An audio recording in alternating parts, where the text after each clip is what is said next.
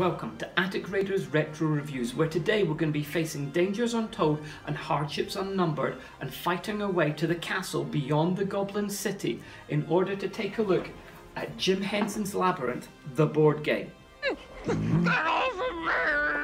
Released in 2016 by Riverhorse, this game is best known and best loved for its miniature playing pieces. I'm not going to do a review of the game today, but I know that there's a lot of people out there who want to paint up their minis to look as good as they can and to get them film accurate. So I'm going to start today by taking a look at one of my favourite characters, Ludo. Ludo, down. Ludo is the largest and easiest to paint of these playing pieces, so we're going to take a look at what colours, order and techniques that I've used in order to get him as good as we can. So get out your paints and brushes, and let's get started. Careful, Ludo!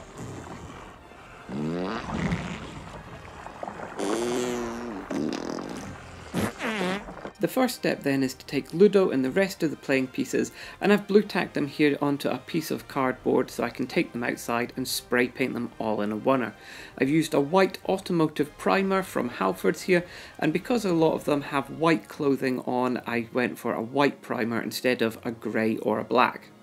Once that's dry, I'm just going to take a hobby knife here. This is just a cheap one. It's slightly blunted so it's not going to cut into the plastic too much.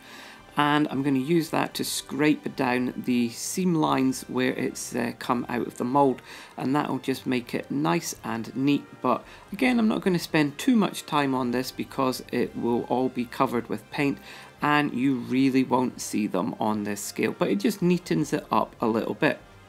Now, when most people think of Ludo, they think of him being this kind of orangey brown, gingerish fur colour over most of his body, which, yes, is right. But if you look closely at stills and at photographs, you can see that actually the hair on Ludo is really, really thin, and you can see his skin underneath and through his hair in a lot of areas, particularly on his shoulders and his arms and round his stomach here. Interestingly, on the original 3-up sculpture, you can actually see that there are patches, particularly on his arm, where that fur is missing and you can see the skin underneath. That's obviously been changed at some point during the production process to add more fur on top of there, just to neaten it up and get rid of that manginess. If you see his skin, it's a very kind of dark grey colour. So instead of going for a brown undercoat on Ludo here, I'm actually going to use this grey colour here, which I think actually is quite a good match to that skin tone. If I use that as a dark colour, then I can build up lighter colours on top of it. I'm just going to take that grey and paint it all over this model from head to toe in everything, and that will just give me a base coat colour where it will be for its skin, but also it will be underneath the fur, so that where you see through the fur you will see that skin colour underneath. So all of this, not taking any particular care with it, just slopping it on everywhere and covering everything. Sour friend.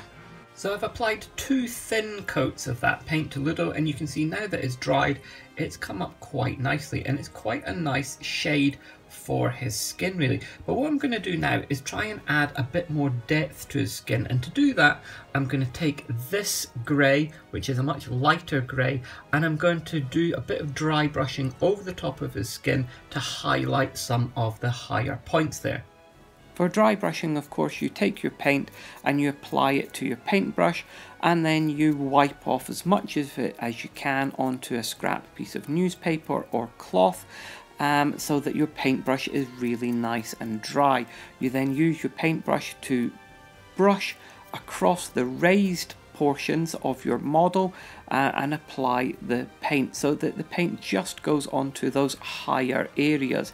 So on the face here, the lips, the nose, the eyebrows, the cheeks, that is all getting highlights on there. The ears as well, brushing across to put highlights onto the raised parts, and it just really makes it pop. The contrast between the lighter colour on the higher points and the darker colour underneath gives it a really nice three-dimensional feel. And I'm going to do that over all of the skin.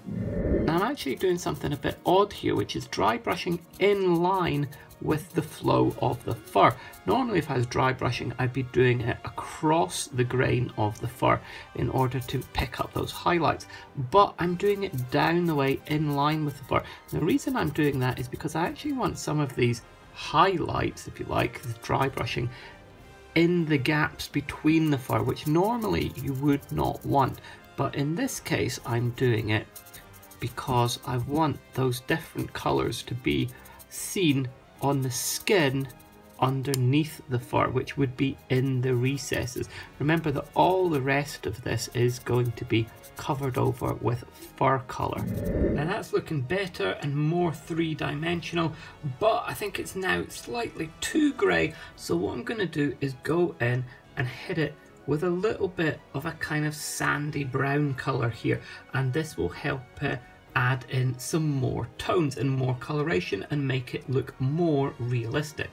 I'm going to use a bigger brush for this one, and I'm going to be really light with this pass of paint, just slightly adding a little bit more brown tone to it without overpowering it, because I do want that skin to be more grey than brown, but I just want to add a little bit more intonation or different tones in there, just to give it a bit more life, a bit more warmth, a bit more interest and detail.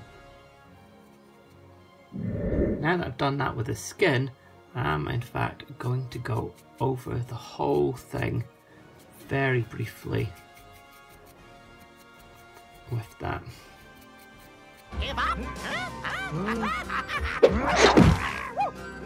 Now Ludo is mainly fur, which is a kind of reddish brown, so for that I'm going to use this one here in order to put down a base coat of this quite dark reddish brown colour, and then I'll hit it with some lighter colours to bring up some of the detail on there and get him more like this colour over here.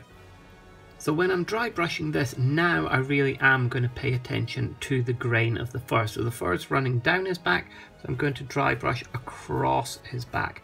And I'm going to want him to be mainly this colour. So I'm not going to apply it too thick at the moment, but I will apply quite a lot of layers of this, because this needs to be the main base colour, which is then highlighted on top of. So this will need quite a lot in order to build up this colour and get him the way I want it, as a base, a nice dark base, but with bits of his skin showing through underneath as well. And that's that dry brush layer applied. You can see in some places, like on the arm here, it's on quite thick, particularly around here, and it's covered up pretty much most of it. But that's okay, I'm alright with that, because this is just the underlayer for it, and it's only little bits of the kind of grey skin colour that I want coming through here. You can see in some places, like here on the foot, it's kind of spilled over onto the foot, and particularly on the back of the hands in here. So I will have to go back and touch these up, and particularly on the thumb here, the top of this thumb.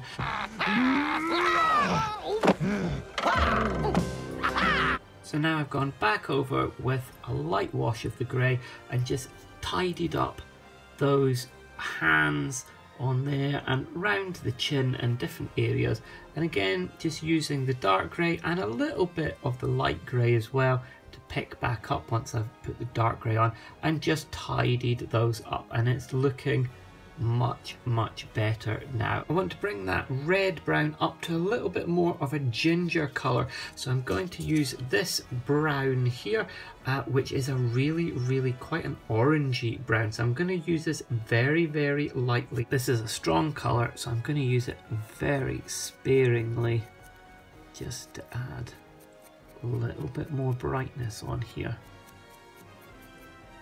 but not a lot.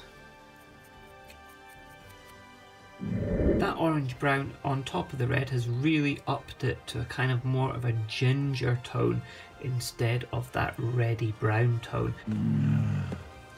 Goblin Ludo friends. So that orange ginger was a little bit overpowering, so I've just gone in with this, in fact, red purple, and very lightly gone over the top of that with a red purple, which gives it much more red tone and brings that orange back to more of a kind of reddish brown, which I think works better with what we see on screen. Rock's friends. With the fur done, it's time to move on to the detail. So for that, I've just used this black here, which I've used to apply to the fingernails here, and one on this hand, and then the toenails on the feet here. I've then also, obviously, I've used some white. I've used this one in order to just pick out the two bottom teeth here. There are some teeth that can just be seen inside the mouth there, but I haven't really tried to pick them out yet because they're very faint. And then there is also this kind of dark blue-grey that I have used for the horns, making sure that that is blended in quite well at the edges, so there's no horrible sharp edges there. And I've used that on both the horns and on the nose there, because Ludo's got a very dark nose.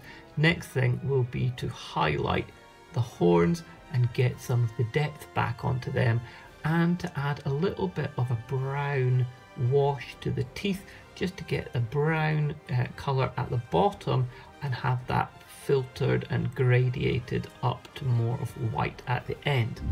That's the teeth and the horns done, and now I'm going to try and do the eyes, which, as you can see here, are going to be really quite tricky because they are pretty small.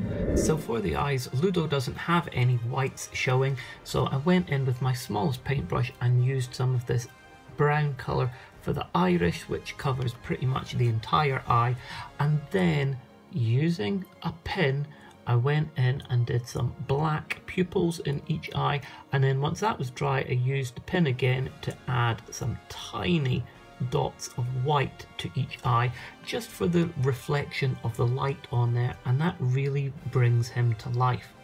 With the face done, the last thing I want to do is use a thin down black to paint in some of the dark shadows, so particularly around where his arm overlaps his body here, here and here, and I also want to get some of that black in his mouth to make that look a little bit deeper. So I'm just going to paint that on.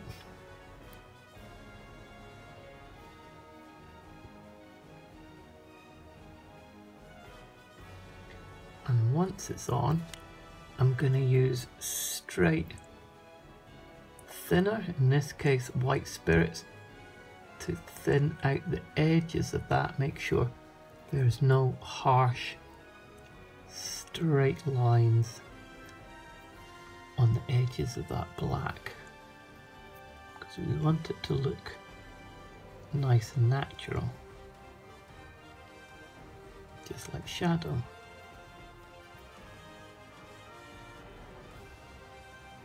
And that gives it a much nicer depth on there and makes those shadows look more three-dimensional. And with that shadow put in under the arms, around the ears, and some on the horns and on the mouth, and the toes and the fingers, I think I'm going to call that done as far as Ludo goes. And then it's just his base to be painted. Smell. You're right. So I just went in and painted all of the base with a nice base coat of this black all over the whole thing, being careful not to get onto the feet.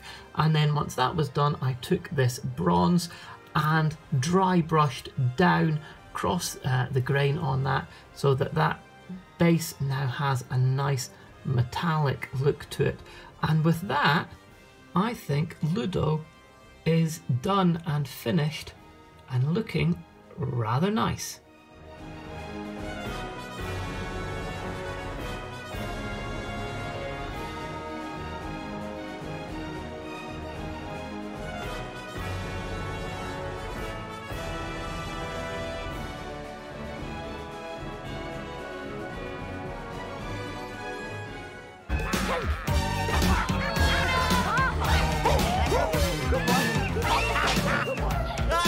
So I really hope that that was helpful to you. If you've got any questions, pop them in the comments below and I'll get back to you when I can. If you do paint up Ludo, then please let me know. I'd love to see your work. I will of course be painting up all of the miniatures for this game, so hit subscribe and notifications, and then keep an eye out for the next paint up. Until next time, this is Attic Raiders Retro Reviews.